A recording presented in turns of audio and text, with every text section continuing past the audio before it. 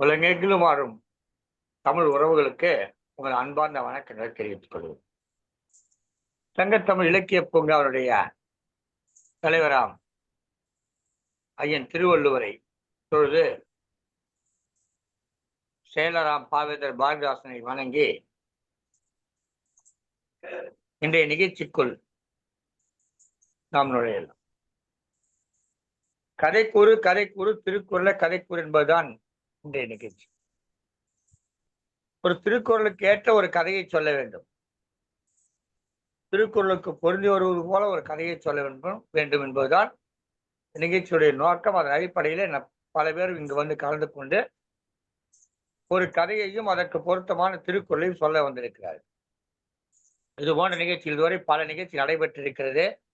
அதிலே தேர்வு செய்யப்பட்ட நல்ல கதைகளை தொகுத்து 15 கதைகள் கொண்ட ஒரு புத்தகமாக, அதுவும் சிறுவர்களுக்கான புத்தகமாக வெளியிட இருக்கிறோம். மேலும் இன்னொரு 15 பேருடைய கதைகளை தொகுத்து இன்னொரு புத்தகமாக வெளியிட இருக்கும். ஏன் 2 புத்தகம் போறீங்க, ஒரு புத்தகம் போட்டா என்ன? போடலாம். நிறைய பேர் அந்த புத்தகங்களை சிறுவர்களுக்கு வாங்கணும் அல்லது பரிசளிக்கணும்னா அப்ப குறைந்த விலையில இருக்கணும், நிறைவான கருத்துக்கள் அவங்களுக்கு போய் சேரணுன்றதுக்காக 2 நூல்களாக பிரித்து வெளியிட இருக்கும். நம்முடைய நோக்கம் குறைந்தபட்சம் ஒரு 5000 நூல்கள், ஒவ்வொரு நூல்லையும் 5000 நூல்களை தமிழ்நாடு முழுவதும் கொண்டு போகணுன்ற நம்முடைய நோக்கம். அதே மாதிரி நாம திருக்குறள் கருத்துரை வழங்குகிற ஒரு நிகழ்ச்சி நடத்தி கொண்டிருக்கோம். அந்த நிகழ்ச்சியிலே பங்கேற்பவர்கள் நிறைய பேர் பங்கேற்று பல கருத்துக்களை கூறி வருகிறார்கள். எப்படி கதைக்கூறு திருக்குறளை கதைக்கூறு என்ற நிகழ்ச்சிக்கு கவிநிலவுப்பா ஆயிஷா சித்திக் அவர்கள் பொறுப்பெடுத்துக் கொண்டு சிறப்பாக தலைமை தாங்கி வழிநடத்தி கொண்டிருக்கிறார்களோ, அதுபோல இந்த கருத்துரை வழங்குகிற கருத்தரங்க நிகழ்ச்சிக்கு திருமதி காயத்ரி அவர்கள் அவினாசியை சேர்ந்தவர் பொறுப்பெடுத்துக் கொண்டு சிறப்பாக செயலாற்றி இது ஒரு உலக சாதனை நிகழ்ச்சியாக நடந்து கொண்டிருக்கிறோம். ஒரு பல்சுவை நிகழ்ச்சியாக நடந்து கொண்டிருக்கிறோம். அதிலே கவியரங்கம் நடைபெறும். கவியரங்கத்துக்கு பொறுப்பெடுத்துக் கொண்டிருக்கிறார் கவிஞர் சு சண்முகம். இசை நிகழ்ச்சி, இன்னும் புலவர்களை பற்றி பேசுகிற நிகழ்ச்சி என்று தொடர்ந்து பல நிகழ்ச்சிகள் வந்து கொண்டும் வரவும் இருக்கின்றன. அந்த நிகழ்ச்சிகள்லாம் பங்கெடுத்துக் கொண்டு சிறப்பிக்க பலரும் முன்வந்து கொண்டிருக்கிறார்கள். அந்த வகையிலே வாரத்துக்கு 5-6 நாட்கள் என்ற 7 நாட்கள் 7 நாட்களும் தொடர்ந்து ஏதேனும் ஒரு நிகழ்ச்சி நடைபெற்றுக் கொண்டிருக்கிறது. ஒரு தொடர் நிகழ்ச்சியாக உலக சாய தொடர் நிகழ்ச்சி நடைபெற்றுக் கொண்டது. எல்லோரும் சேர்ந்து கரம் கொடுத்து இந்த நிகழ்ச்சி நடத்தி கொண்டிருக்கிறார்கள். அதற்காக ஒள்ளு வகையெல்லாம் உதவுகிற அத்தனை அந்த அன்புள்ளங்களுக்கு, தமிழுள்ளங்களுக்கு, சங்கத்தமிழுக்கு பூங்கா சார்பில் எங்களுடைய மனமார்ந்த வணக்கங்கள் தெரிவிக்கும். இந்த கதைக்கூறு திருக்குறளை கதைக்கூறு என்கிற நிகழ்ச்சியில நிறைய பேர் கதையை சொல்லி அருமையான கதைகளை எல்லாம் சொல்லி இருக்கிறார்கள். சில கதைகள்லாம் படிக்கிற பொழுது நமக்கே வியப்பாக இருக்கிறது. பல கதைகளும் சிறுவர்களுக்கு நல்ல அறிவுரை சொல்வதாக அமைந்திருக்கிறது. இன்னைக்கு நான் கொஞ்சம் வெளியில போயிட்டு வர்ற போது ஒரு 2 சக்கர வாகனத்துல வந்துகிட்டு இருந்தேன். அங்க எங்க வீட்டுக்கு அருகாமையில ஒரு போக்குவரத்து நிறுத்தம் இருக்கு, அந்த இடத்துல நின்றுட்டு இருந்தேன். அப்போ ஒரு இளைஞர், மிகுந்த இளைஞர், மிஞ்சி போன ஒரு 25 வயது இருக்கும். அந்த இளைஞர் அந்த போக்குவரத்து நிறுத்தத்தை எல்லா வண்டிகளும் நின்றுட்டு இருந்தது. அந்த வண்டிகளுக்கு ஊடே புகுந்து எல்லோரிடம் காசு கேட்டுக் கொண்டிருந்தார். ஒரு கை முழங்கைக்கு மேல அவருக்கு இல்லை, ஒரு பக்கம் இன்னொரு கை இல்லை. ஏதோ ஒரு விபத்துல பாதிக்கப்பட்டு அந்த துன்ப நிலையில இருக்கக்கூடிய ஒரு மனிதரை பார்த்தேன். அப்ப எனக்கு தோணுச்சு, நமக்கு எல்லாம் நல்லா இருக்கு, ஆனா நம்மளால எதுவும் செய்ய முடியல. ஆனா இது மாதிரி இருக்கிறவங்க எல்லாம் தங்களுடைய குறைகளை எல்லாம் மறந்து பல்வேறு செயல்பாடுகளை துணிச்சலாக செய்து கொண்டிருக்கிறார்கள் என்பதை பார்க்கிற போது எனக்கு உண்மையிலேயே உள்ளத்திலே அவரை பார்த்த அந்த காட்சி இன்னும் எனக்கு மறக்க முடியவில்லை.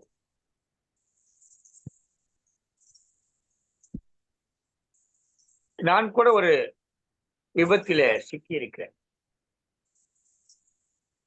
ஏதோ ஒரு காரணத்தால் எந்த விதமான பாதிப்பும் இல்லாமல் நான் தப்பி இருக்கிறேன். சிக்கியிருக்கேன் என்பதும் தப்பி இருக்கேன் என்பதும் எல்லாமே சில நொடிகள் தான் நடந்தது. ஆனால் ஒரு சில நொடிகளில தப்பி இருக்கேன்.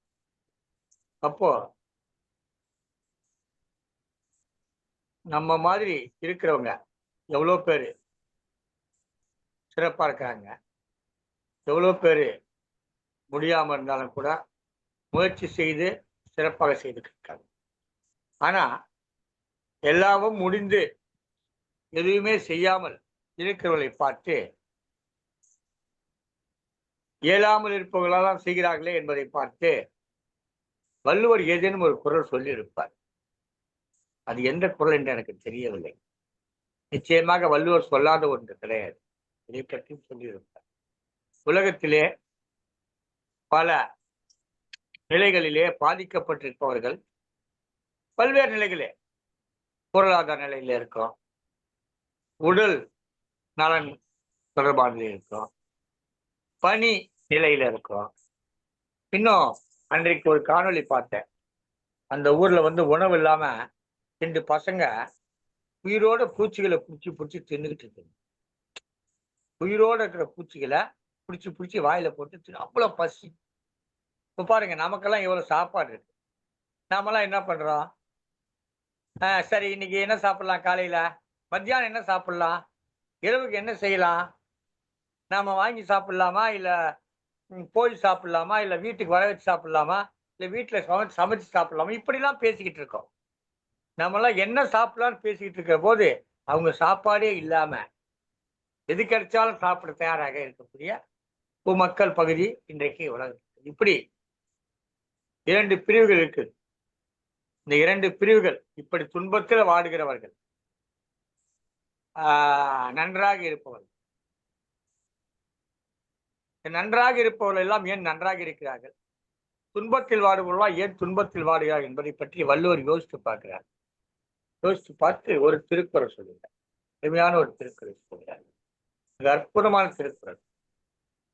பகுத்துண்டு பல்லுயிர் ஓம்புதல் நூலோர் தொகுத்தவற்றுள் எல்லாம் தலை என்று. ஏதேனும் ஒரு குறையினாலே பாதிக்கப்பட்டிருப்பவர்களுக்கு, குறைகள் இல்லாதவர்கள் தங்களிடம் இருப்பதை அவர்களுக்கு உதவ வேண்டும், உதவி செய்ய வேண்டும், ஏதேனும் ஒரு உதவி செய்ய வேண்டும். இப்போ பார்வை தெரியாத மாணவர்கள் இருக்காங்க, அவங்களுக்காக பாடத்தை படிச்சு கொடுக்கலாம், அவங்களுக்கு தேர்வு எழுதி கொடுக்கலாம். சில பேருக்கு கையிலால் எழுத முடியாது, அந்த பிள்ளைகளுக்கு போய் எழுதி கொடுக்கலாம், தேர்வு எழுதி கொடுக்கலாம். இப்படி ஏதேனும் ஒரு வகையில உதவி. இப்போ மழை பெய்யுது, நாம கொடை எடுத்துட்டு போறோம். அப்ப நம்ம மழை பெய்யுற போது கொடை எடுத்துட்டு போனா மழை நின்றுடுமா? நிச்சயம் மழை நிக்காது. மழை அப்படிதான் பெஞ்சுக்கிட்டு இருக்கோம். அப்புறம் எது கொடை எடுத்துட்டு போறோம்? அந்த கொடையின் மூலமாக மழையை தடுத்து விட முடியாது, ஆனால் நம் மீது விழுகிற அந்த மழை துளிகளை தடுத்து விடும். அது மாதிரிதான் ஒரு புன்னகையால் எதையும் மாற்றிவிட முடியாது, ஆனால் அந்த நேரத்தில் துன்பத்தில் இருப்பவனுக்கு ஒரு புன்னகையை சிந்தினால் அந்த புன்னகையின் மூலமாக அவனுக்கு ஒரு ஆறுதலை கொடுக்கும். எப்படி ஒரு கொடையால் மழையை தடுக்க முடியாதோ, நம் மீது விழுகிற மழை துளிகளை மட்டுமே தடுக்க முடியுமோ, அதுபோல ஒரு புன்னகை கூட ஒரு மனிதனை, காயப்பட்ட மனிதனை, துன்பத்தில் கூடிய மனிதனுக்கு ஒரு உதவியாக இருக்கும். வெற்றி பெற்றவர்களுக்கு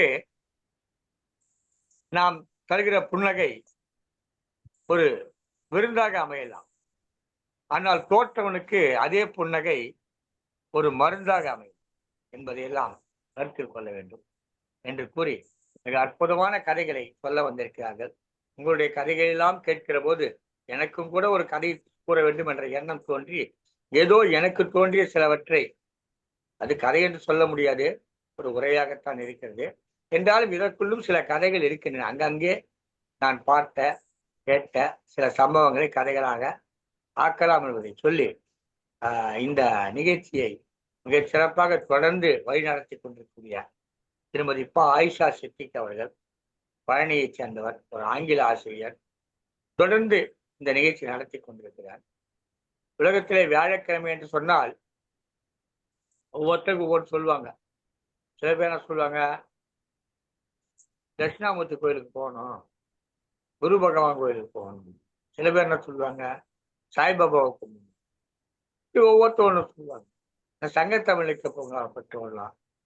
வியாழக்கிழமை என்ன செய்யணும், கதைக்கூறு திருக்குறள் நிகழ்ச்சியில வந்து கலந்து கொண்டு ஒரு கதையை கூற வேண்டும் என்கிற அளவுக்கு அதை நிலைநிறுத்தியிருக்கிறார் திருமதி ஆயிஷா சித்திக்.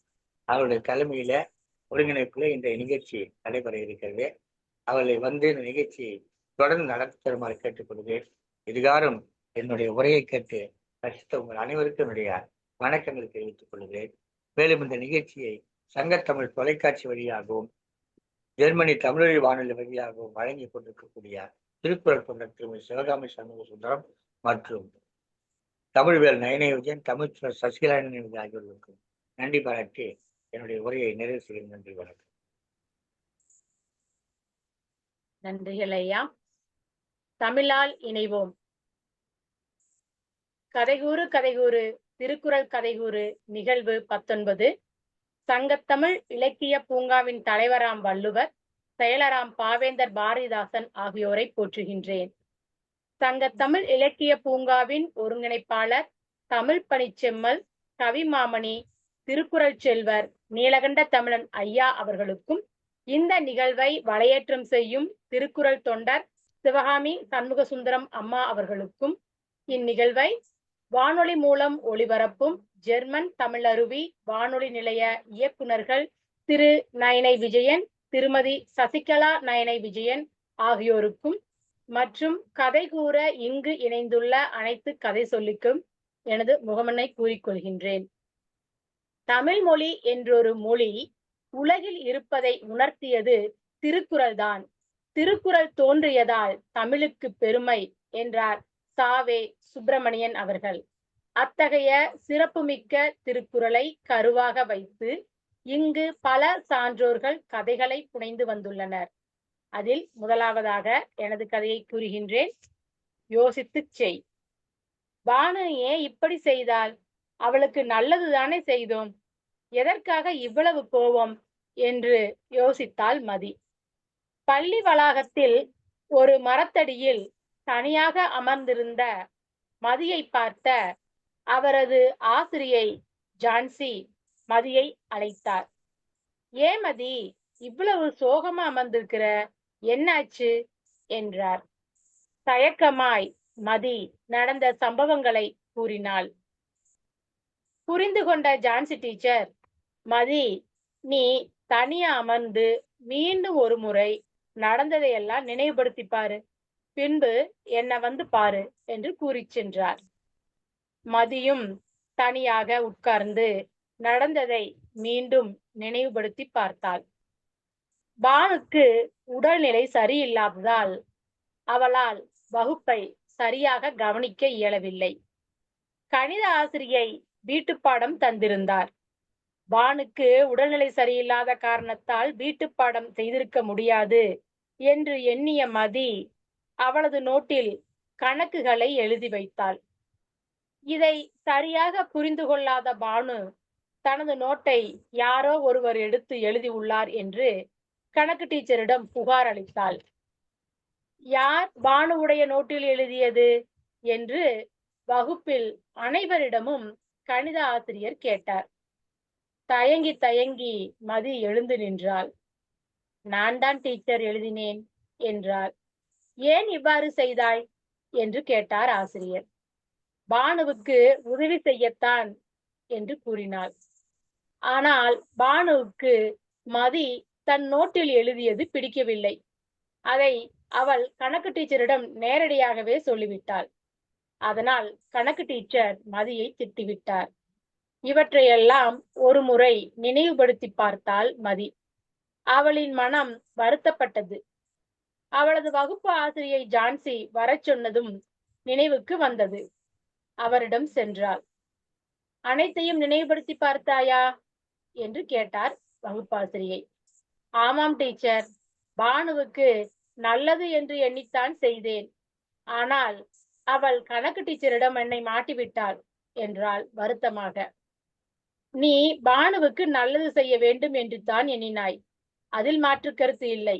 ஆனால் அது அவளுக்கு பிடிக்கவில்லை. ஒருவருக்கு பிடிக்காத போது அவரது விடயங்களில் தலையிடக்கூடாது என்று வகுப்பாசிரியர் ஜான்சி கூறினார். புரிந்து கொண்ட மதி, இனிமேல் இவ்வாறு செய்ய மாட்டேன் டீச்சர் என்று தலையாட்டினாள். அதிகாரம் 47, தெரிந்து செயல் வகை. குறள் எண் 469. நன்றாற்றலுள்ளும் தவறுண்டு அவரவர் பண்பறிந்தாற்றா கடை. அவரவர் குணங்களை ஆராய்ந்து அறிந்து அவற்றிற்கு ஏற்ப செய்யாவிட்டால் நல்லதை செய்வதிலும் குற்றம் உண்டாகும்.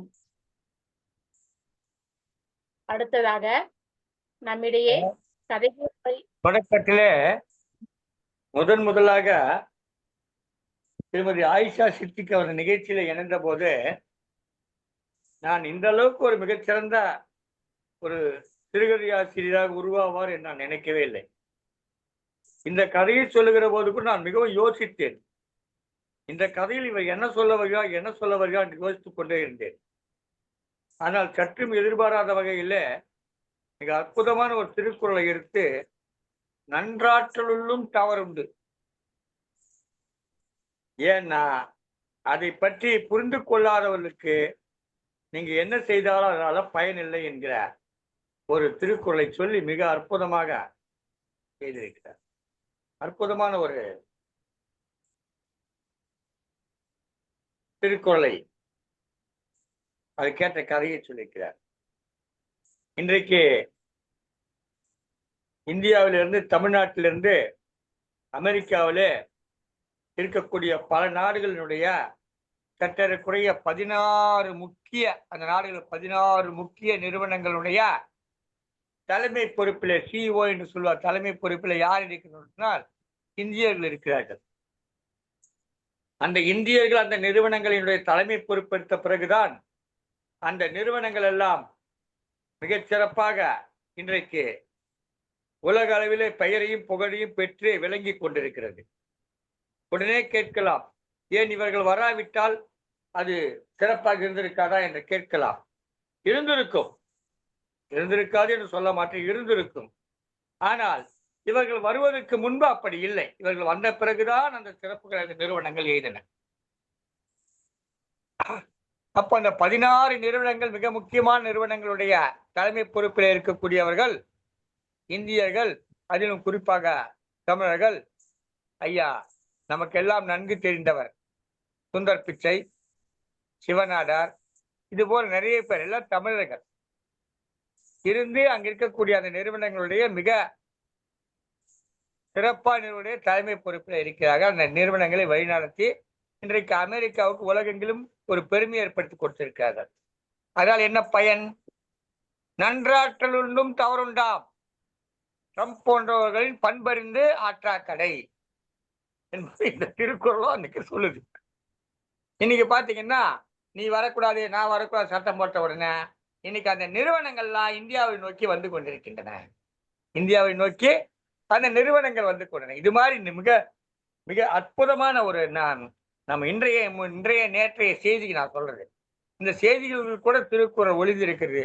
அந்த திருக்குறளை எடுத்து கூறலாம் என்று சொல்லி மிக அற்புதமான ஒரு கதை, அந்த கதைக்கு ஏற்ற ஒரு திருக்குறள் மிக அழகாக சொன்னார் திருமதி ஆயிஷா சித்திக் அவர்கள். வாழ்த்துக்களம்மா, வாழ்த்துக்கள். நன்றிகள் ஐயா. அடுத்ததாக நம்மிடையே திருக்குறள் இருக்கு. இப்ப இந்த ஆயிஷாமா பத்தி நான் இவ்வளவு பேசினேன்ல, இதுக்கு ஒரு திருக்குறள் இருக்கு. அது என்ன திருக்குறள் தெரியுங்களா? யாருக்கா கேட்டா சொல்லிடுங்க, ஆனா நானே சொல்லிடுறேன் என்ன திருக்குறள் சொல்லி. ஈன்ற பொழுதின் பெரிதுவக்கும் தன் மகனை சான்றோன் என கேட்டதா இது ஒரு திருக்குறள் இருக்கு. அதே மாதிரி மகன் தந்தை காற்றும் போது இவன் தந்தை எண்ணுற்றான் கொல் எனும் சொல்லுன்னு ஒரு திருக்குறள் இருக்கு. இந்த மாதிரி திருக்குறள் நினைவுக்கு வருது. நான் பார்த்தபோது, தொடக்கத்துல பார்த்தபோது மிக சாதாரணமாக இருந்த ஆயிஷா அவர்கள் இன்றைக்கு இந்த அளவுக்கு வாழ்ந்திருக்கார்கள். எனக்கு உண்மையிலே மகிழ்ச்சியாக இருக்கு. இது போல இன்னொருவரையும் நான் பார்த்திருக்கிறேன். தங்கத்தமிழ் இலக்கிய பூங்காவில் திருமதி சிவகாமி சண்முக சுந்தரம் நல்ல வளர்ச்சியை பெற்றவர்கள், மிகச்சிறந்த உயர்த்தி எட்டியவர்கள். அதே போல திருமதி ஆயிஷா சித்திக் அவர்களும் விரைவிலே அந்த உயர்த்தி எட்டுவார் என்று சொல்லி வாழ்த்துகிறேன். வாழ்த்துக்கிறோமா, தொடரட்டும் உங்கள் இலக்கிய பயணம். நன்றிகள் ஐயா. அடுத்ததாக நம்மிடையே கதை கூற வருகின்றார் து. சண்முகம் ஐயா, புதுப்பேட்டையில் இருந்து.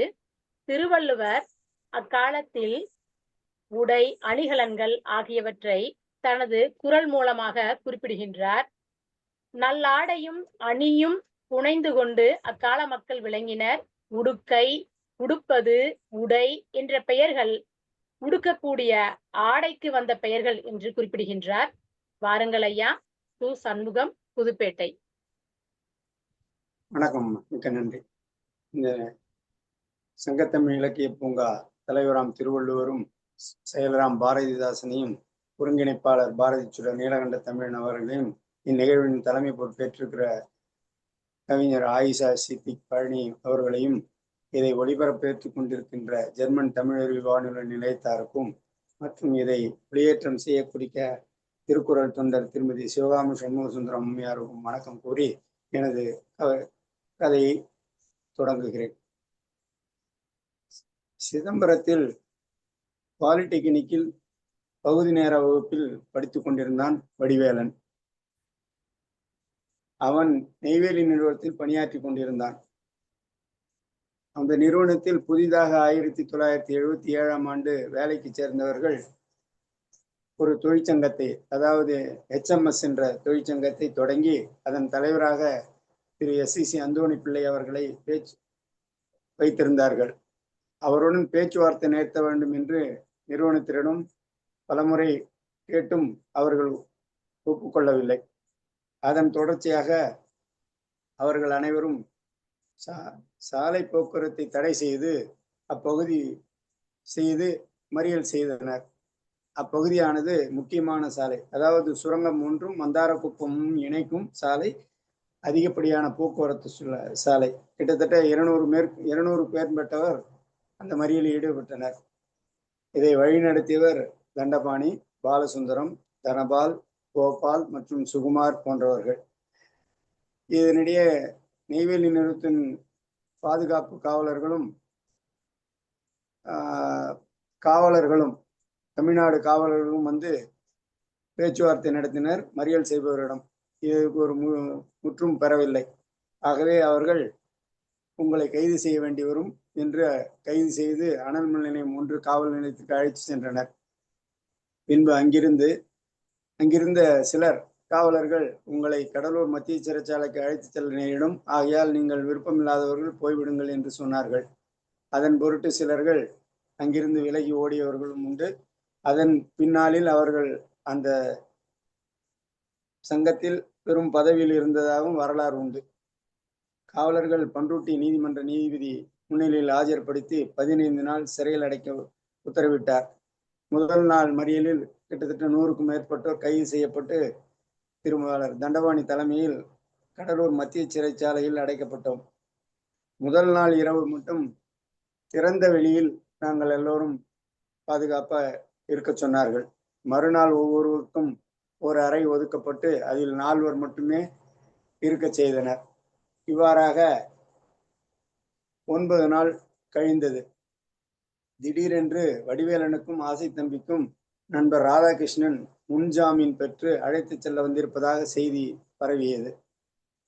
அன்று மாலை வேலை என்பதால் அனைவரும் ஒன்று கூடி ஆவேசமாக செல்லக்கூடாது என்று கூச்சலிட்டனர். குழப்பமும் ஏற்பட்டது. வடிவேலன் மிகவும் ஆவேசமாக கூட்டத்தினை நோக்கி, நீங்கள் எடுக்கும் முடிவுக்கு நாங்கள் கட்டுப்படுகிறோம். இச்செயலை நாங்கள் முன்னெடுக்கவில்லை. அதை நீங்கள் புரிந்து கொள்ள வேண்டும். வாழ்க்கையின் முன்னேற்றத்துக்காக நண்பர் ஒருவர் இதை முன்னெடுத்திருக்கிறார் என்று கூறினார். அதுவும் நாளைக்கு எங்களுக்கு பகுதி நேர வகுப்பின் தேர்வு இருக்கிறது, அதற்காக இதை செய்திருக்கிறார். நீங்கள் அனைவரும் ஒருமனதாக ஒப்புக்கொண்டால் ஒழிய நாங்கள் இங்கிருந்து செல்லப் போவதில்லை என்று வடிவேலன் கூறினான். சற்று நேர சலசலப்புக்கு பின் அவர்கள் அனைவரும் ஒன்று சேர்ந்து ஒப்புக்கொண்டனர். வெளியில் வருவதற்கு சுமார் இரவு மணி 8 ஆகிவிட்டது. மறுநாள் தேர்வு எழுதினோம்.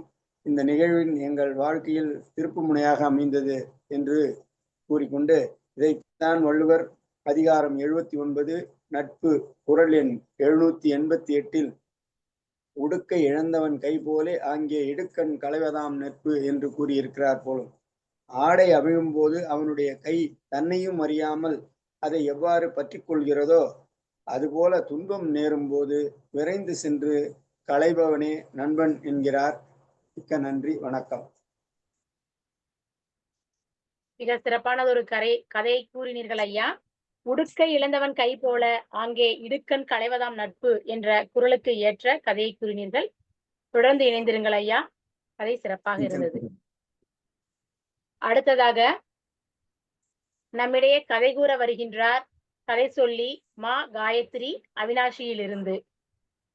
மெல்லிய ஆடைக்கு துகில் என்று பெயர், மூடும் உடை வகைக்கு படாம் என்று பெயர் என்று குறிப்பிடுகின்றார் வள்ளுவர். வாருங்கள் அம்மா. மா காயத்ரி அவினாஷி. அனைவருக்கும் வணக்கம். ஓய்விற்கு நிலையான ஓய்வு. உழவன் ஒருவனின் தொழுவத்தில் எருது ஒன்றும் கழுதை ஒன்றும் இருந்தன. சோம்பேறியாக இருந்த அந்த எருது உழவு வேலையில் இருந்து தப்பிக்க நினைத்தது. கழுதையிடம் அது நேற்று முழுமையும் கடுமையான வேலை, உடல் எங்கும் வலிக்கிறது, இன்று ஒரு நாள் மட்டும் என் வேலையை நீ சேர்த்து செய், நாளை நான் வேலைக்கு வந்து விடுவேன் என்றது. உடலை நன்றாக பார்த்துக்கொள், உன் வேலையையும் சேர்த்து செய்கிறேன் என்று புறப்பட்டது கழுதை. மறுநாள் காலையில் வழக்கம் போல் கழுதை வேலைக்கு புறப்பட்டது. அதனிடம் எருது, உன் உடல் வலி சரியாகிவிட்டது என்று நினைக்கிறேன் என்றது. வயிற்று வலி தாங்காமல் துடிக்கிறேன், இன்றும் எப்படியாவது என் வேலையை சேர்த்து சமாளித்து கொள், நாளை கண்டிப்பாக உன்னுடன் வருவேன் என்றது. 3ஆம் நாளும் 4ஆம் நாளும் இப்படியே வேலையில் இருந்து தப்பித்தது எருது. 5ஆம் நாள் காலையில் வழக்கம் போல் வயலுக்கு புறப்பட்டது கழுதை. என் உடலுக்கு என்ன கோளாறு என்று தெரியவில்லை, இன்று மட்டுமல்ல நாளையும் என்னால் வேலைக்கு வர முடியாது என்றது எருது.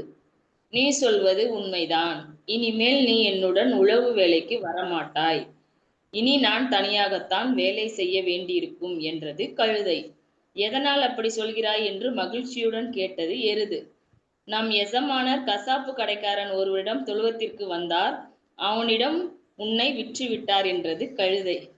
சோம்பல் கொண்டதால் என் உயிர் போக போகிறதே என்று என்ன செய்வேன் என்று அழுது புலம்பியது அது. அதிகாரம் 61 பொருட்பால் குறள் எண் 603 மடியின்மை. சோம்பலை தன்னிடம் மடிமடி கொண்டொழுகும் பேதை பிறந்த குடிமடியும் தன்னினும் முந்து. சோம்பலை தன்னிடம் நிலையாக கொண்டு வாழும் அறிவில்லாதவன் பிறந்த குடியானது அவனினும் முற்பட அழியும். மடிமடி கொண்டொழுகும் பேதை பிறந்த குடிமடியும் தன்னினும் முந்து. நன்றிமா. மடிமடி கொண்டொழுகும் பேதை பிறந்த குடிமடியும் தன்னினும் முந்து என்ற குறளுக்கு ஏற்ற ஒரு கதையை கூறினீர்கள். உழவன், எருது, கழுதை போன்றவற்றை வைத்து சிறப்பானதொரு கதையை கூறினீர்கள். வேலையில் இருந்து தப்பிக்க எருது பொய் கூறுவது அதன் உயிருக்கே ஆபத்தாக முடிந்தது என்று கதையை முடித்திருந்தீர்கள். கதை சிறப்பாக இருந்ததா? வாழ்த்துக்கள். தொடர்ந்து இருந்தீர்கள். அடுத்ததாக நம்மிடையே கதை கூற வருகின்றார் மழலை யோகஸ்ரீ மயிலாடுதுறையிலிருந்து. மடித்து கட்டுவதனால் இடையில் உடுக்கும் உடையை மடி என்பதும் உண்டு. ஏதேனும் செயலை செய்ய முந்தும் போது ஆடையை இருக்க கட்டி கொண்டு புகுதல் வழக்கம். அணி, அணிகலம், இழை, களம் என்பன அணிகலன்களின் பொது பெயர்கள் என்று கூறுகின்றார். வாருங்கள் பாப்பா. யோகஸ்ரீ மயிலாடுதுறை. அனைவருக்கும் தமிழ் இலக்கிய பூங்காவிற்கு எனது வணக்கத்தை தெரிவித்துக் கொள்கின்றேன். கதை சொல்ல போகிறேன். ஒரு அழகான காட்டுல நிறைய நண்பர்கள் இருந்தாங்க. யார் யார் இருந்தாங்க தெரியுமா? அணிலு, கரடி, அதுக்கப்புறம் குயிலு, ஒட்டகச்சிவிங்கி, வாத்து, முயல் எல்லாம் நண்பர்களா இருந்தாங்க. அப்போ ஒரு நாள் குயில் பாட்டு பாடிட்டே இடம் தேடலாம் அப்படின்னு 2 குயிலும் பறந்து போயிட்டு இருந்துச்சு. அப்ப ரொம்ப தூரம் போயிட்டு இருந்துச்சா, டயர்டா ஆயிடுச்சு. அதனால நான் என்ன பண்ணலாம், இங்க ஏதோ மழை மறைந்துடுதே, சரி போலாம். ஒரே பனியா இருந்துச்சு. அத பார்த்து அந்த குயிலுக்கு ஒரே சந்தோஷம். ஆஹா, இது பனி மழை போல இருக்குது அப்படின்னு சொல்லிட்டு போயிட்டு அங்க பாட்டு பாடிட்டு இருந்துச்சான். குக்கு குக்கு அப்படின்னு பாட்டு பாடிட்டு இருந்துச்சான். அதை கேட்டு கரடிக்கு ஒரே சந்தோஷம். யாரையா பாட்டு பாடுறா, இங்க செமையா பாட்டு பாடுறீங்களே அப்படின்னு கரடி சொன்னிச்சான். அப்ப அந்த குயில், நான் தான் பாட்டு பாடுறேன் அப்படின்னு சொன்னிச்சான். ஓ, நீ தான் பாட்டு பாடிட்டு இருக்கியா, உன்னோட குரல் நல்லா இருக்கு, இனிமையா இருக்கு. எங்களோடதுல பனிமலை பயணம் வைக்க போறோம், அங்க நீனும் வந்துரு, உனக்கு தெரிஞ்ச எல்லாரையும் அழைச்சிட்டு வந்துரு அப்படின்னு சொன்னிச்சான். சரி சரி நண்பா, நான் தாராளமா என் நண்பர்களால அழைச்சிட்டு வரேன், நீனே சந்தோஷப்படுவேன் அப்படின்னு சொன்னிச்சான். அந்த இறைய எடுத்து பறந்து போயிடுச்சான். அப்ப காடு வந்துடுச்சு. அப்ப சொன்னிச்சான், நண்பர்களே நண்பர்களே, எல்லாருக்கும் ஒரு முக்கிய செய்தி என்னன்னா, நான் வந்து பாட்டு அழகா பாடினா, அதனால கரடிக்கு என்ன புடிச்சு போயிடுச்சான். அதனால என்ன பண்ணணும், படகு கரடி எடுத்துட்டு வந்திருக்கான், அதுல நம்ம போலாம். ஐ ஜாலி அப்படின்னு முயல் சொன்னிச்சான். நான் படகு எடுத்துட்டு வந்துட்டேன், ஜாலியா ஐ பனிமலையா, எனக்கு ஒரே சந்தோஷம் அப்படின்னு சொல்லிட்டு படகு வந்துடுச்சான். எல்லா விலங்கும் ஏறிக்கிட்டு போக ஆரம்பிச்சிருச்சான். ஐ ஐலேசா ஐலேசா ஐலேசா அப்படின்னு பாட்டு பாடிட்டு போச்சான். அப்ப வந்து நம்ம நண்பரை விட்டுட்டு போயிட்டோமே அப்படின்னு சொன்னா, நான் பறந்து வந்துட்டேன் அப்படின்னு சொல்லிச்சான். உடனே அந்த குயில் வானத்துல பறந்து வந்துச்சான். இதுங்க எல்லாம் ஐலேசா ஐலேசா அப்படின்னு பாட்டு பாடிட்டு போயிட்டு இருந்துச்சுங்களாம். அப்ப என்னன்னா, திடீர்னு ஆத்தோட வெள்ளம் அதிகமாயிட்டான். அப்ப வந்து அடிட்டு வந்து கீழே விழுந்திருக்க போயிருக்கு. அதை பார்த்தோன்னே வாத்து சும்மா இருக்குமா, பிடிச்சு இழுத்துச்சு. அணிலே என் நண்பா அப்படின்னு சொல்லி பிடிச்சு இழுத்துச்சு. அப்ப என்னடா என்ன ஆச்சு அப்படின்னு நிறைய எட்டி பார்த்துச்சா. அடடா முதலையா அப்படின்னு சொன்னிச்சான். அப்ப கேட்டோடனே முதல்ல சொன்னிச்சான், என்ன பார்த்துட்டீங்களா நீங்களாம், என்ன பார்த்துட்டீங்களா நீங்களா, நான் உங்களை தின்ன போறேன், எனக்கு ரொம்ப பசிக்குது அப்படின்னு சொன்னிச்சான். அதை கேட்டோன்னே, எங்களை தின்றாத தின்றாத, நாங்க எல்லாம் பனிமலைக்கு போறோம், ஒரே ஒரு வார்த்தையாவது நாங்க பார்த்துட்டு வந்துடுறோம், எங்களை தின்னாதன்னு அப்படின்னு சொன்னிச்சான். அதை கேட்ட முதல்ல சொன்னிச்சான், நான் உங்களை தின்ன போறேன் அப்படின்னு சொன்னிச்சான். அதை கேட்ட உடனே, இருங்க நண்பர்கள் நான் பேசுறேன் அப்படின்னு சொன்னிச்சான் அந்த நரி. நாங்கெல்லாம் காட்டுல விஷமுறி செடியை தின்னுட்டு வந்திருக்கோம், என்னதான் ஆனாலும் தின்னு காட்ட. சரி, என்னால உன்னால தின்ன முடியாது, என்ன நான் தின்னா நாங்களும் இறந்துருவோம், நீனும் இறந்துருவ, உனக்கு செரிமான நோயால நீ செத்தே போயிருவ, தெரிஞ்சுக்கோ, இத மாதிரி தெரிஞ்சுக்கோ அப்படின்னு நரி சொன்னிச்சான். என்ன ஏமாத்துறியா, எனக்கு பசிக்குதே, அதெல்லாம் தின்னு காட்டவா அப்படின்னு கேட்டுச்சா. அப்ப நரி சொன்னிச்சான், இரு இரு, உனக்கு என்ன பண்றேன்னு எனக்கு தெரியும், நான் என்ன பண்றேன், ஒரு மீனை தின்னு காட்டுறேன் அப்படின்னு சொல்லிட்டு மீனை புடிச்சிச்சான். அந்த மீனை எடுத்து தின்னுட்டான். என்னடா இது, செத்து போச்சா மீனு, அட பாவங்களா, நானும் செத்து போக தயாரா இல்ல, எனக்கு பசிச்சா கூட பரவாயில்ல, நான் வேற எங்கேயாவது போய் தின்னுக்கிறேன்பா, ஆளை விடுப்பா சாமின்னு சொல்லிட்டு முதல்ல கடகடன்னு வேகமா ஓடி போயிடுச்சான். அவன் முதல்ல போனோடனே இத பார்த்த கரடி சொன்னிச்சான், நரியாரே நரியாரே, உங்க தந்திரத்தால எங்க 6-7 பேரையும் காப்பாத்திட்டியே, இல்லைன்னா நாம எல்லாம் அதுக்கு உணவாயிருப்போமே அப்படின்னு சொன்னிச்சான். பனிமலையும் ஐலேசா ஐலேசான்னு சொல்லிட்டு பனிமலையும் வந்துடுச்சான். அதை பார்த்தோன்னே ஒரே சந்தோஷம். பனிமலையா, நாமதான் இறங்குறேன் நாமதான் இறங்குன்னு சொல்லிட்டு எல்லாம் இறங்கிடுச்சான். இறங்கிக்கிட்டு அந்த கரடியில சொன்னிச்சான், வாங்க வாங்க எல்லாரும் வந்து விருந்து சாப்பிடுங்க அப்படின்னு சொன்னிச்சு. எல்லாருக்கும் விருந்து எடுத்து அந்த கரடி வச்சுச்சான். எல்லாம் சாப்பிட்டுட்டு நல்லா இருக்கு அப்படின்னு சொல்லிட்டு எல்லாம் விளையாண்டாங்களாம். எல்லாம் அது மயிலும் எல்லாம் டான்ஸ் ஆனிச்சா. அப்ப வந்து குயில் வந்து பாட்டு பாடிச்சா, குக்கு குக்கு அப்படின்னு பாட்டு பாடிச்சா. எல்லாம் சந்தோஷமா இருந்துச்சு. இதுலதான் அதுங்க எல்லாம் சொன்னிச்சா, நம்ம இனிமே என்ன பண்ணலாம், பனிமலையில இருந்துட்டு சந்தோஷமா இருக்கலாம் அப்படின்னு சொன்னிச்சு. பனிமலையில எல்லாம் ஜாலியா ஆட்டம் பாட்டம் கொண்டாட்டம் இருந்தாங்க. இந்த கதையில இருந்து நம்ம என்ன தெரிஞ்சுக்கிட்டோம், நம்ம எப்பயுமே நல்லா சிந்திக்கணும். இந்த விஷமுறிவு சரி சாப்பிட்டா, இந்த நரி சொன்னிச்சுல, நான் விஷமுறிவு சரி சாப்பிட்டனால நாங்க நீ எனக்கு அடிச்சிச்சுன்னா நாங்க என்ன பண்ணிடுவோம், உயிரோட நாங்களும் இறந்துரும் நீனும் இறந்துருவோம்னு சொல்லிச்சுல, அதை எப்படி நம்பிச்சு என்ன முதல்ல நம்பிடுச்சு. அது நம்பாம எப்படி விஷம் அவங்களும் இறங்குவாங்க. அந்த முதலைக்கு அது தெரியல. அதுக்கப்புறம் அந்த மீனையும் தின்னுச்சு.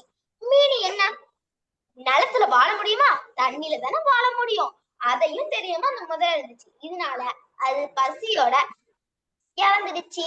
இதுல இருந்து நம்ம என்ன தெரிஞ்சுக்கிட்டோம், நம்ம எப்பயுமே நல்லா அடுத்தவங்க சொல்றத நம்ம புரியக்கூடாது. அவங்க உண்மையா சொல்றாங்களா பொய் சொல்றாங்களா அதை ஆராய்ந்து சொல்லணும். அதுக்காகதான் திருவள்ளுவர் சொல்லியிருக்காரு, எப்பொருள் யார் யார் கேட்பினும் அப்பொருள் மெய்ப்பொருள் காண்பது அறிவு என்று சொல்லியிருக்காரு, அறிவுன்னு சொல்லியிருக்காரு.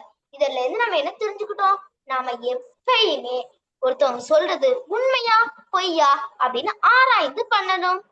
எனக்கு கதை சொல்ல வாய்ப்பளித்த சங்கத்தமிழ் இலக்கிய பூங்காவிற்கு நன்றி தெரிவித்துக் கொள்கிறேன். நன்றிங்க அம்மா, நன்றிங்க ஐயா. மிக சிறப்பான கதையை கூறினீர்கள். பொம்மைகளை வைத்து ஒரு கார்ட்டூன் படம் பார்த்த மாதிரியே இருந்தது பாப்பா, நல்லா இருந்தது. குயில், கரடி, வாத்து, அணில், முதலை, நரி, மீன் எல்லாத்தையும் எடுத்துட்டு வந்திருந்து காமிச்சிருந்தீங்க. எப்பொருள் யார் யார் வாய் கேட்பினும் அப்பொருள் மெய்ப்பொருள் காண்பது அறிவு என்பதை ஒரு கார்ட்டூன் படத்தின் மூலமா விளக்குனீங்க. அழகா இருந்தது. வாழ்த்துக்கள் பாப்பா, தொடர்ந்து இணைந்திருங்க. நன்றிங்க அம்மா. அடுத்ததாக நம்மிடையே கதை கூற வருகின்றார் கதை சொல்லி சிவா பொற்கொடி.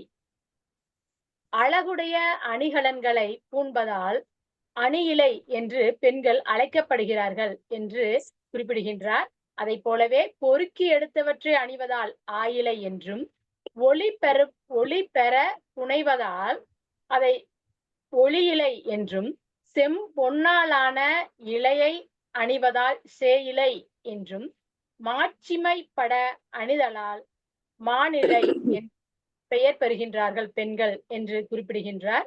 வாருங்கள் அம்மா, சிவ பொற்கொடி.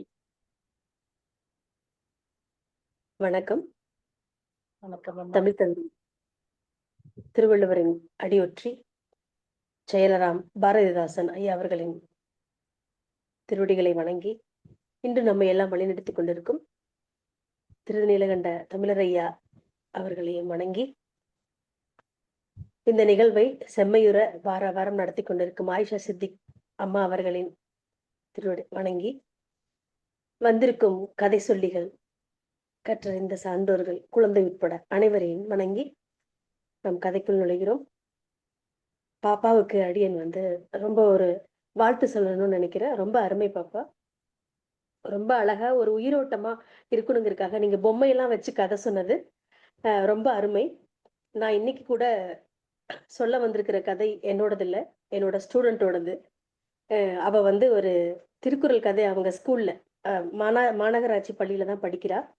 அவ என்னோட கதையை நீங்க சொல்லணுமா அப்படின்னு சொல்லி கேட்டுக்கிட்டா. அவ கதையை தான் நான் இன்னைக்கு வாசிக்க போறேன். இது மாதிரி குழந்தைங்கள் இவ்வளவு ஆர்வமா இந்த மாதிரி இருக்கீங்கன்னா யாரோ தெரியாம சொல்லிட்டாங்க தமிழ் மெல்ல சாகுன்னு. சாகாது, நீங்க எல்லாம் இருக்கீங்க அதை போற்றி பாதுகாக்கிறதுக்கு. வாழ்த்துக்கள் பாப்பா, நல்லா இருக்கணும். இன்று சிறுகதையில் சேவ கோழி பேச்சு. இது என்னோட ஸ்டூடெண்ட் ஒருத்தவங்களோட கதை. அவங்க 7ஆம் வகுப்பு படிக்கிறாங்க. அன்று ஒரு காலை பொழுதில் இந்த வீட்டிற்கு நாங்கள் 6 பேரும் அழைத்து வரப்பட்டோம். நான், என் 2 தோழர்கள் என 3 சேவல்கள், அதோடு தோழியராக 3 பெட்டை கோழிகள் என 6 பேர் வந்தோம். நாங்கள் முதலில் இருந்த வீட்டில் என் அப்பா அம்மா எங்களை இவ்வளவு நாட்கள் வளர்த்தவங்க எல்லாரும் இருக்காங்க. நாங்க எல்லாம் ஒரு கோழி அம்மாவுடைய பிள்ளைங்க தான். கால கொடுமை, அந்த வீட்டுல வளர்த்தவங்க நாங்க குஞ்சுகளா கொஞ்சம் மொத்துன்னு தெரிஞ்சதுனால 600 ரூபாய்க்கு இந்த வீட்டு பையன்கிட்ட எங்களை வித்துட்டாங்க. என்னவோ தெரியல, இங்குள்ளவங்களையும் இந்த இடத்தையும் எங்களுக்கெல்லாம் ரொம்ப பிடிச்சுதான் போயிருச்சு. எங்களை கூட்டிட்டு வந்தானே அந்த பெரிய பையன், அவன் அடிக்கடி எங்களுக்கு சாப்பிட்றதுக்கெல்லாம் அரிசி போடுறான். எங்க கூட போட்டோ எல்லாம் எடுத்துக்கிறான். அந்த வீட்டு சின்ன பையன் படிக்கிறான் நாட்டம் இருக்கு. காலையில வந்து கூண்டுல இருந்து எங்களை எல்லாம் திறந்து விடுவான். எப்பவாவது தான் சாப்பிட தருவான். சாயங்காலம் டெய்லியும் கூண்டுல அடைப்பான். இந்த வேலையை தான் அவன் செய்யறான். அவனுண்டு அவன் வேலை உண்டுன்னு இருப்பான். இந்த வீட்டுல ஒரு ஐயா இருக்காரு. கூண்டை திறந்து விடுவாரு, பாப்பாரு, சாப்பாடு கொடுப்பாரு. அவர் கொஞ்சம் முரடான பாசக்கார ஐயா போல இருக்கு. எல்லாத்துக்கும் மேல இந்த வீட்டு அம்மா. அவங்க வீட்டுல வேலை செஞ்ச நேரம் போக மீதி நேரம் எல்லாம் எங்களை தான் பாத்துக்கிறாங்க. அவங்க சமைக்கிற காய்கறி, சோறு, தீனி, தண்ணின்னு எல்லாம் தர்றாங்க. எல்லாத்தையும் சாப்பிட்டு நாங்க வளர்ந்துட்டு இருக்கோம். எங்களை இந்த வீட்டு பையன் கட்டு சேவலா வளர்த்துறானா. அது அந்த வீட்டுல இருக்கிற அந்த அம்மா கிட்ட சொல்ல அந்த அம்மாவுக்கு புரியல. அவங்க வசிக்கிறது ஒரு கிராமம் மாதிரி ஒரு பகுதிங்கிறதுனால கட்டு சேவலுங்கிறத அந்த அம்மா காட்டு சேவல்னு புரிஞ்சுக்கிட்டு, ஏங்க இங்க பாருங்க, இவனுங்களை இந்த சேவை கோழிகள் எல்லாம் காட்டு சேவலா வளர்த்த போறாங்களாம், என்னன்னு கேளுங்க அப்படின்னு சொல்ல எல்லாம் மொத்த குடும்பமும் சிரிச்சுச்சு. அதுக்கு பேரு கட்டு சேவல், காட்டு சேவல் கிடையாது அப்படின்னு அந்த வீட்டு ஐயா சொன்னாரு. எல்லாரும் ரொம்ப சந்தோஷமா இருந்தாங்க எங்களை பார்த்து. நாங்களும் சீக்கிரமா பெருசாகணும்னு நினைச்சு அடிக்கடி அந்த தெருவுல சுத்துறது, சாப்பிடுறது, அப்படி எல்லாத்தையும் மறந்து நாங்க பாட்டுக்கு இருந்தோம். ஆனா சும்மா சொல்லக்கூடாது, இந்த இடமும் எங்களுக்கு ஏனோ பிடிச்சிருச்சு. முன்னமே சொன்னேன் இல்லையா, பெரிய வாழைத்தோப்பு, ஊடால தென்னை மரம், இதர செடி கொடி, 10 பத்தாதுக்கு இளசருக்கிடையே புலி பூச்சி, அவங்க தர்ற தீனுக்கு மேல மேவு தீனியும் கிடைக்குது. சாயங்காலம் வேற ஆயிருச்சு. இப்படியே பேசிக்கிட்டு நான் மேய்ஞ்சுக்கிட்டு இருந்தா அந்த அம்மா வந்து கூப்பிடுவாங்க, தம்பிங்களா, பாப்பாங்களா, மேவு போதும், வீட்டுக்கு வாங்க, நாய் பிடிச்சிட்டு போயிரும் அப்படின்னு மனுஷங்கிட்ட ஃபீல் பண்ற மாதிரியே எங்கிட்டயும் பேசுவாங்க. தம்பி, பாப்பா, அங்க போகாத, இங்க போகாத, டாகி வந்து பிடிச்சிரும், இப்படியே பேசிக்கிட்டு இருப்பாங்க. ஆனா பாருங்க, என்ன வேலை பார்த்தாலும் அடிக்கடி வந்து தோட்டத்துக்குள்ளே எங்களை பார்த்துப்பாங்க. ஏன்னா நாய் பிடிச்சிருங்கிற பயம் அவங்களுக்கு. எப்பவும் நாங்க 3 சேவலும் ஒரு பெரிய கூண்டுல, பெட்ட 2 ஒரு தனி டப்பால. நான் தான் பெரியவன், எல்லாரையும் கொத்துவேன், வழி நடத்தியும் கூட்டிட்டு போவேன்.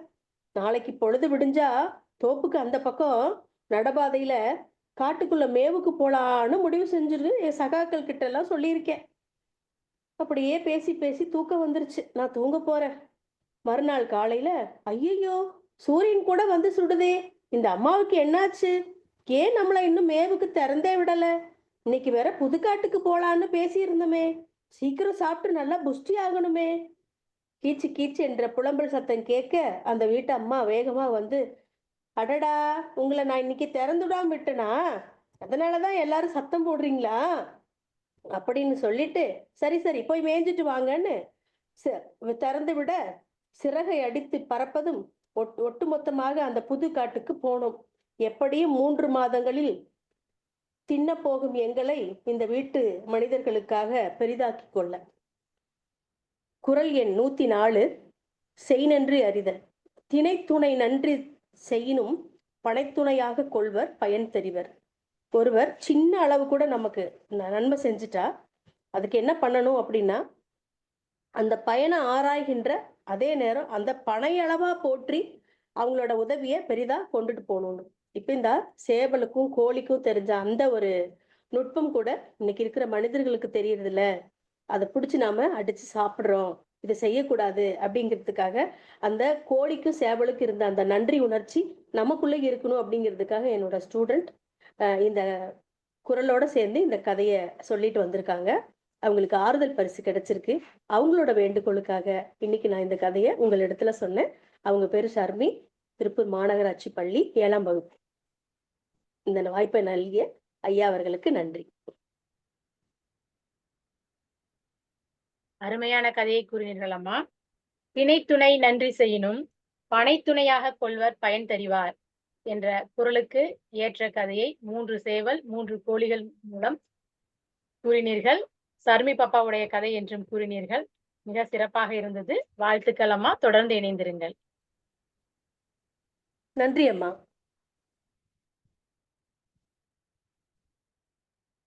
ஐயா அவ்வளவுதாங்கய்யா.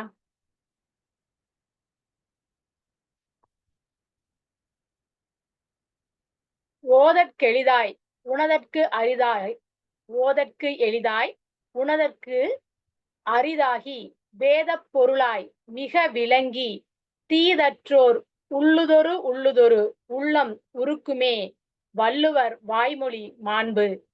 திருவள்ளுவரது வாயினின்றும் தோன்றிய திருக்குறளினது மாட்சியை சொல்லின் அது ஓதப்படுவதற்கு எளிய சொற்களை உடையதாகியும் அறியப்படுவதற்கு அரிய பொருள்களை உடையதாகியும் வேதமெனப்படுகின்ற பொருளாகியும் அவ்வேதத்தின் மிக விளங்கி குற்றமற்றோர்கள் நினைக்கும் தோறும் அவர்களுடைய மனதை கரைக்கும் என்று கூறுகின்றார் மாங்குடி மருதனார்.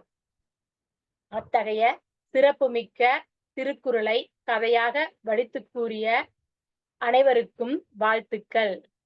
இந்த திருக்குறள் கதைகளை நமக்கு வழங்க உதவிய கவி மாமணி திருக்குறள் செல்வர் நீலகண்ட தமிழன் ஐயா அவர்களுக்கும் நன்றிகளை குறிப்பிட்டுக் கொள்கின்றேன்.